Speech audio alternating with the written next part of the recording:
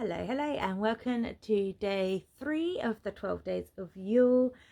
I'm Tally, and today we're going to be discussing my top 10, I think it is, romance series of 2024. So today I am joining you as one of the main characters from a romantasy book. I wish. And we are going to go through my top 10 romance series of this year in no particular order. This year, particularly the middle of the year, I got really into romantasy. I took part in Tori from Tori Between Pages. I'll pop her account up. I took part in her romantasy readathon or romantasy challenge. I think it was June and July. And I read so many romantasy books and it really kindled a love for them. So I ended up reading a lot of really good books. But I managed to narrow it down to 10 and we're going to go through them now. So number 10 is the Book of Azriel, which is the first in the Gods and Monsters series by Amber V. Nicole. One thing about romantasy books is they do tend to be part of series. So often you come into them and it's a 6-7 book series, and this one is one of those books. So the Book of Azriel is the first in the series. There are 4 out now, or the 4th has just come out, and this is a dual POV. We follow Diana, who is a woman who sold her life basically to this like demon king in order to keep her younger sister safe, to keep her healthy and safe, as she had an illness. And she is used as a kind of bounty hunter slash bodyguard for this demon king. She is well known for how brutal she is and how if she is sent after you, you are screwed. We also meet Samkael, who goes by the name of Liam. He is a god who has been in mourning for a while after a war happened and a lot of people died. He's kind of never forgiven himself, and he very much lives in like the pit of depression. The demon king that Diana works for decides to make a bit of a power move, and he is going to try and stamp out all of the gods, which brings Liam almost out of retirement, and he and Diana find themselves crossing paths, and they find that they actually may have a common enemy and they have to team up. We have things such as a one bed trope, grumpy sunshine. They shouldn't be together, but you know, they kind of are, like enemies to lovers. I thought this was a really fun book. It's a large book, but actually there was no point in it where the pacing was getting slower, it was getting boring. It was very enjoyable throughout, and Amber V. Nicole's writing style really drew me in and it made me want to read more. And when I got to the end, I genuinely was like, oh, we've done that many pages, 600 or however it was. That went quick. So yeah, it was a really enjoyable book. I look forward to picking up the second in the series. This is a series I'm going to continue with. Actually, all of the books on this list today are going to be books I want to continue with. Okay, so next on my list is a bit of an odd one, and it's Blood Mercy by Vila Roth, and it's the first in the Blood Grace series. This is a long series, and a lot of these books have been broken into 2 because they were so big. So this book is actually the first of a 2-part book. Vila Roth is not scared of sharing every minutia of the characters' days. It's very kind of slow paced. She's very deliberate in the pacing that she takes, and she's in no hurry, and it's kind of almost like a character study. There is a political element to it, but I think in this first book at least, which is 1/2 of a book, it felt very much like character focused. So we follow Cassia, who is the bastard child of a king who is a not very kind king. He is king of the humans in his realm, and then we have vampires who are very much demonized by the humans because they are vampires. and there is a convoy of vampires that come to the king's realm in a hope of making an alliance. Cassia is fighting her own battles from in the shadows with her father. She doesn't respect him. She doesn't believe he's doing the best thing for his country. She doesn't think he's got the best interests at heart. And she wants to, I guess, kind of escape, because he is very much planning on marrying her off as soon as it's convenient and as soon as it gives him the power or whatever he needs at that time. She has a bloodhound dog as a companion, and he goes everywhere with her, and he has been trained to keep her safe from vampires. And then one night when she's walking through the court gardens, she meets one of the Hesperin, which are the vampires ambassadors that is there, and they kind of strike up a friendship of sorts. They start meeting every evening and really getting to know each other, and they find that their goals are not so misaligned, and that her father has been lying to them. Cassia and Leo find themselves falling for each other, and it's very slow paced. And the thing about this book is it's 666 pages. Not sure not sure if that was done on purpose, but there was something about it that kept me reading, but I also was it was weird. I kind of would describe it as I was bored, but I kept reading it, and it's a large book and I'm very comfortable DNFing.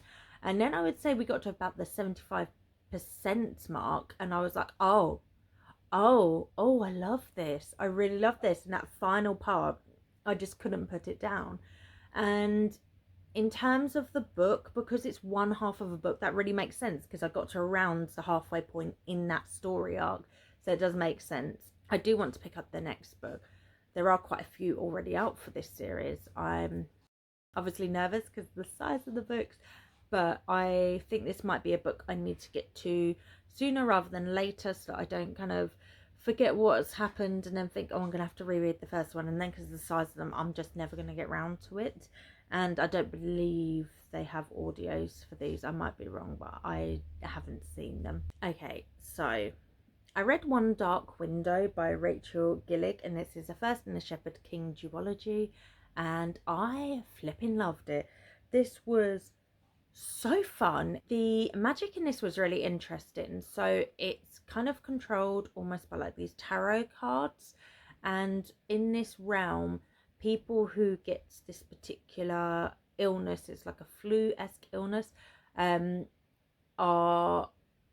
are killed afterwards because it does something to them, and the kind of kingdom as a whole, that's what's known, that's what it is. You know, if someone gets this illness, you hand them over and they get killed. So we follow Elspeth, who as a child did have this illness, but her father kept it secret, and since then she has a monster in her head. It's like a second voice, a sentient creature that's in her head that she can hear, and she knows it's one of the tarot cards that give magic, and she has to keep this entirely secret.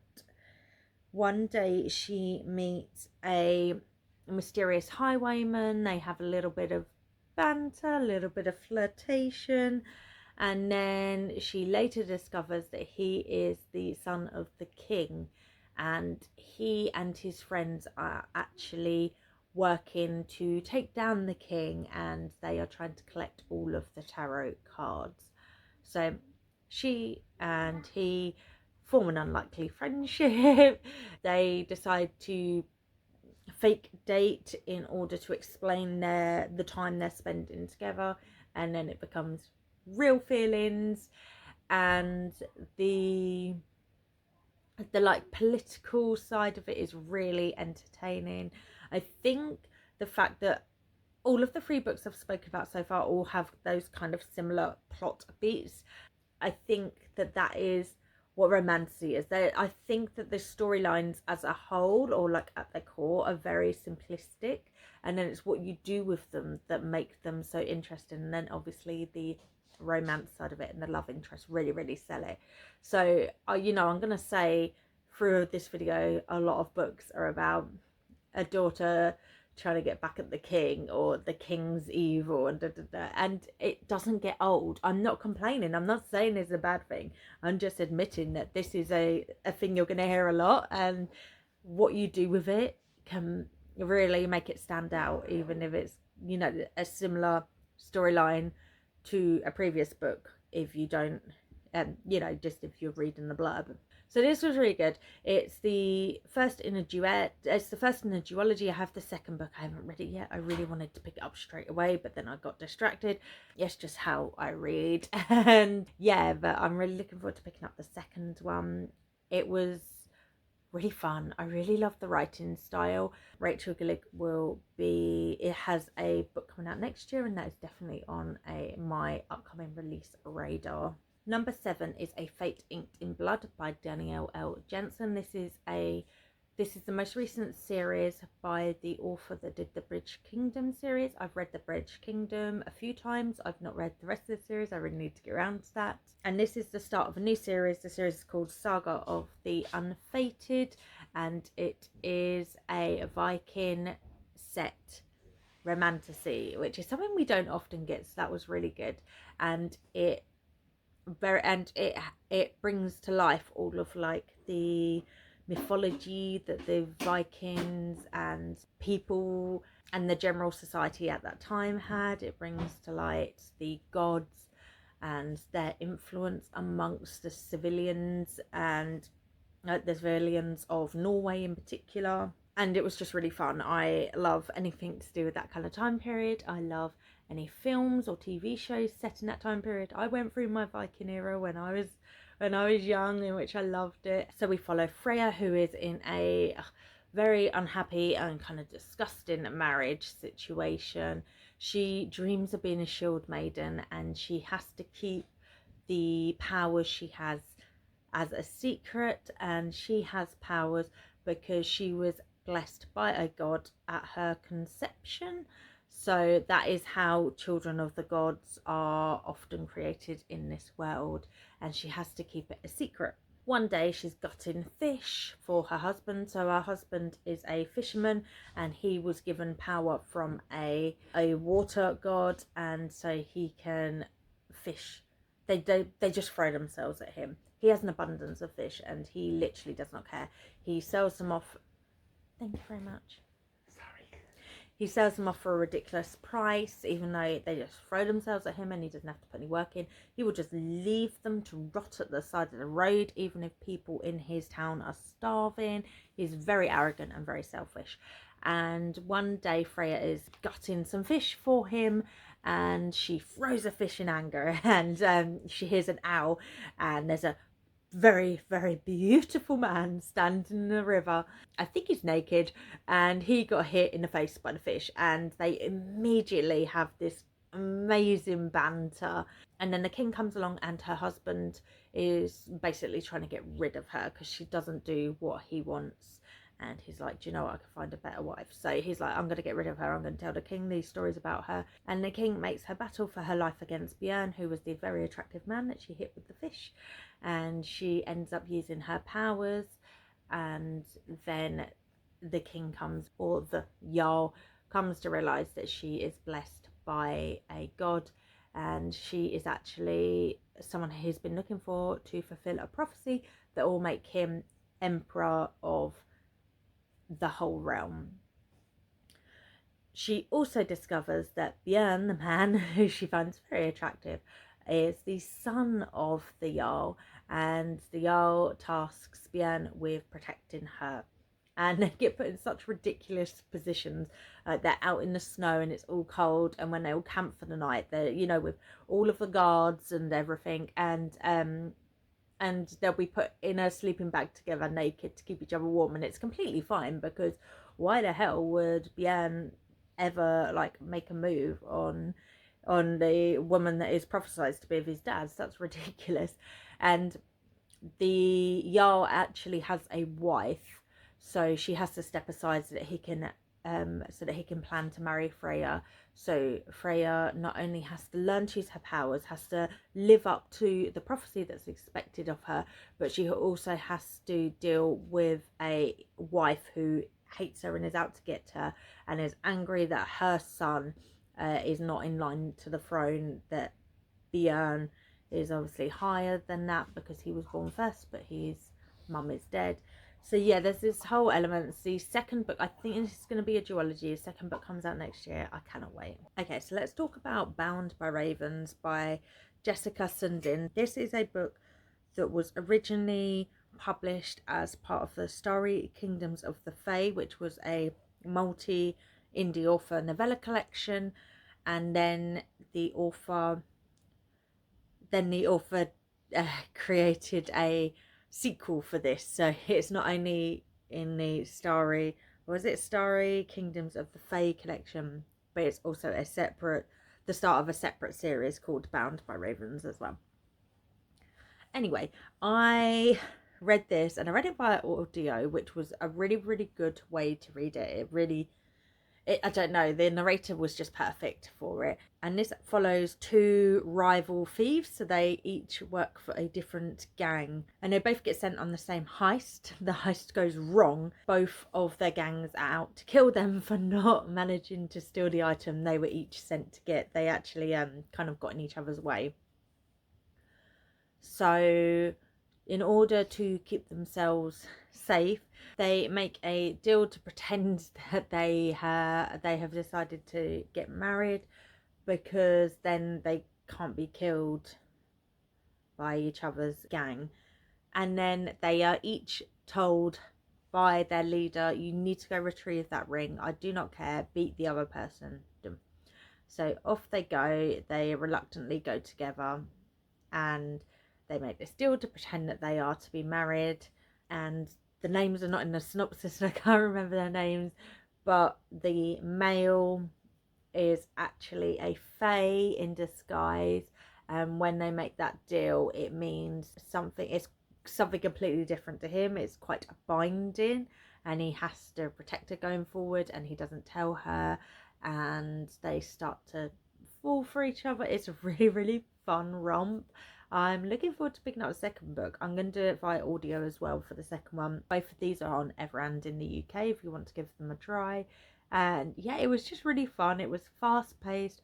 It was a heist, and I do enjoy a fantasy heist. So yeah, that sounds like something you would enjoy. Definitely check this out. Oh my god, another one I completely adored was The Crimson Moth. It's known as Heartless Hunter, something like that, in the US and possibly Canada, possibly everywhere but here. It might be known as Heartless Hunter, and this is by Kristin Cicerelli, and this is the first in the Crimson Moth. I believe it's a duology. The second one is coming out next year. Very excited for that. And this is a enemies to lovers. So Rune is a witch in hiding in a world where witches are hunted down and killed, and she has lost her family. She is a woman of a lot of wealth. She had to turn in, prior to the start of this story, she turned in her grandma, who wasn't really blood related, for being a witch. So everyone is all impressed by her in society because she turned in basically a family member, and she has a lot of money, and she's kind of like a socialite. And this is set, I don't know, kind of Victorian-esque time. However, in the evening, she goes out as her alter ego, the Crimson Moth, and she rescues witches and sets them free. And she is trying to set one free from the cells of the king, and it all goes wrong. And at the same time, some people are trained as witch hunters, so they are on the hunt for the Crimson Moth, and one of them just so happens to be the brother of Rune's best friend. And Rune's best friend harbours some feelings for her that are quite unresolved, and his brother Gideon is well known for being an extremely talented witch hunter. and he makes the connection between the Crimson Moth and Rune, that the Crimson Moth is using Rune's ship. So he's like, it must be someone close to Rune, so I am going to go undercover. Well, not undercover because she knows who he is, but I am going to pretend I want to date her so I can investigate everyone around her. And Rune is like, I know what he's up to. He's trying to find out more about the Crimson Moth, so I'm going to pretend to date him so that I can find out what the hunters know about me. And yeah, that is the premise. It's really, I love this book. I gobbled it up. I read it so quickly. I wanted to know what was going to happen. I was so invested in their story and like their cat and mouse games, and watching them fall for each other whilst lying to themselves. And the ending, I gasped. The betrayal, the lies, it was all coming to light. It was such a crazy ending, and I cannot wait to pick up the second book. So if you haven't picked this up yet, it's a YA, and it was just so incredibly good. It was just, yeah, read it. Okay, so number 4 is the first in a series called Cursed, and it came out this year, so it's a new release. And it's called Cursed Under London by Gabby Hutchinson Crouch. And this is a romantasy, it's historical, it's queer, it's comedic. It was just such a delight to read. So this is set in Elizabethan London, and it's like an alternative Elizabethan London. And in this world, creatures are all real. So there's things like vampires, zombies, werewolves, witches. I can't figure out, but there's everything.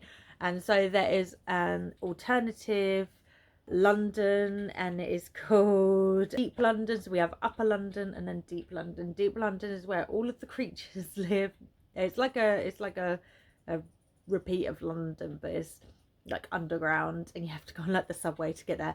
And that's where all the creatures live that can't be trusted around humans. And then the creatures, or the supernatural creatures that can be trusted around humans, are allowed to be in Upper London.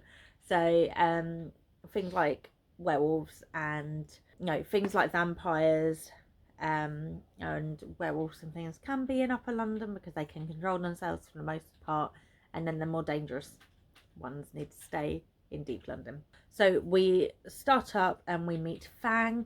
Fang has recently died and then reawoken, and he is something new. He's not quite vampire, he's not quite werewolf, he's not quite zombie, he's not quite anything. He doesn't actually know what he is, and he is rather frustrated by this. And then he meets, and he is desperate to die, and every time he tries he doesn't die.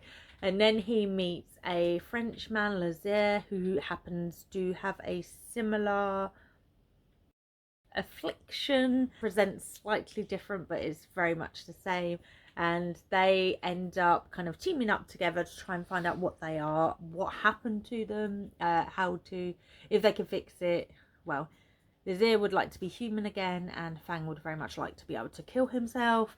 And so they go on a bit of a journey. They pick up some stragglers along the way to help them, and they end up getting involved in something so much worse than they could ever have anticipated. They end up getting involved in like gang wars and some political stuff, and it is so funny. There's one point when they're in a hotel room and they get attacked during the night, and Fang does the whole fight naked, and you hear like the point of view of some of the zombies that are attacking him, and they're like, there's a bum and stuff.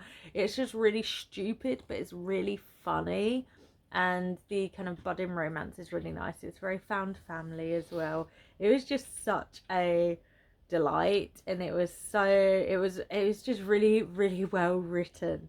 And I think that the author's a comedian, so that would make sense. But it's the first in a series. I would definitely read the rest when it starts coming out, because it was such a fun ride. Like, I was laughing. I tandemness as a physical and audio, and when I was listening to the audio I was laughing out loud. It just really it tickled me. Oh, I forgot that this was on my list, but Bridge Kingdom by Danielle L. Jensen, so she's actually on my list twice. That's crazy. So Bridge Kingdom is the first in the Bridge Kingdom series. This was actually a reread. It was a reread with the intention of carrying on with the series, and I still have yet to do that. So we follow Lara, who has been trained by her father along with her, I think it's 14 or 13 sisters. One of them will eventually be picked to marry the king of the Bridge Kingdom and to infiltrate his kingdom and eventually kill him, and then their father, the king, will have power over the Bridge Kingdom. It's the middle point for all trade. So if her father can get power over that, he will hold power over all of the kingdoms because he can control who can trade and when. So this is something that they have been trained for since birth. They all have different mums, and the king just took them all away and had them in a compound in the desert. They didn't know anyone else. They've spent their entire life just training to be spies. And then Lara is selected to be the one to marry the king. There's a bit that was selected but yeah, and so she is obviously there trying to spy on him, trying to get information back to her dad, and she discovers that her dad has been lying to her, so she starts to question everything that she has been raised to do. It is dual POV, so we also follow the king, and he is aware that she could possibly be a spy, but he still finds himself falling for her. If you do the audiobook, it's dual narrator, which is really good as well. So Aaron, who is the king, wants to like invite her in. He wants to treat her as a wife, but he's also nervous about it, and they kind of find ways to get along, to connect. They start to fall for each other. So yeah, this her Danielle L. Jensen's writing style is so good. It's like catnip. You just want to read it all. And this series is like duologies of different couples. So please tell me why I haven't picked up the rest of the series. Great question. So book number 2, and just a reminder, this is in no particular order, is Twin Crowns by Catherine Webber and Catherine Doyle. So this is another YA book, which is great because people often think that Romantasy has to have particularly adult scenes for it to work, and it doesn't always. So this follows twin princesses who are separated at birth. So we have Princess Rose, who is raised as the crown princess, and her sister Wren is taken as an infant and raised by the rebellious witches to one day kidnap her sister and take her role. Rose does not know that Wren exists. Wren knows that Rose exists and that she will one day have to kidnap her and take over her role. So Wren has been trained from birth for this role to go back there and avenge the murder of her parents and to help protect witches in the kingdom.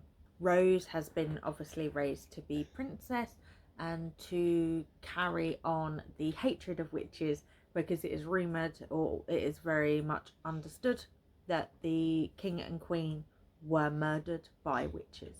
At the very start of the book, Rose is kidnapped, and we follow Wren as she tries to infiltrate and take the position of Rose, and we follow Rose as she is taken to the rebellion camp and starts to learn that everything she was told about witches is probably not true. Both of them have a very interesting relationship with someone that definitely starts off as enemies or hatred and becomes much more. I found both of their romances so enjoyable, and I was rooting for both of them with their romances so much, and this was just so well written. I listened to it as an audio, which was a very good way to do it for me. It had 2 narrators, which very much helped with separating out their voices, and this is a 14-hour audiobook and I listened to it in a day, so if that doesn't tell you how unputdownable it is, I don't know what will. The second one is out. Originally it was set to be a duology, but I think it's actually a trilogy. But I think it's actually a trilogy now. I think actually a second and third one are out, so the trilogy is complete. Yeah, so if that sounds like something you'd enjoy, definitely pick it up and see if you are as addicted to it as I was and consumed it so quickly. And finally is the first in a duology, Law of the Wilds by Annalie Sabrana.